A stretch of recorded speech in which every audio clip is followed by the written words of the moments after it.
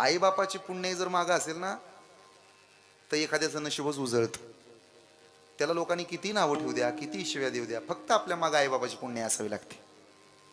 मागच्या 2-4 आठवड्यापासून महाराष्ट्रात बऱ्याच जणाला सूरज चव्हाण हे नाव माहिती झालं. बिग बॉस हा खेळ माहिती झाला. आतापर्यंत शिव्या देणारे लोक त्याचं कौतुक करू लागले.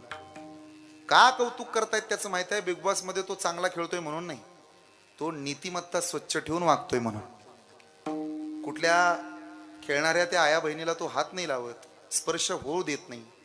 एखादीनं राखी बांधली तर तिच्या पाया पडतोय, आदर देतोय, माय मावल्यांचा सन्मान करतोय. त्याचे विचार शुद्ध आहेत, स्वच्छ आहेत. पुन्हा एकदा या महाराष्ट्राच्या मातीमध्ये एक सिद्ध झालं त्या बिग बॉसच्या कार्यक्रमाच्या निमित्तानं. आजही महाराष्ट्रात ताकदीला किंमत नाही, महाराष्ट्रात हिमतीला किंमत आहे. त्या सूरज चव्हाणच्या निमित्तानं एक सिद्ध झालं. आजही महाराष्ट्रात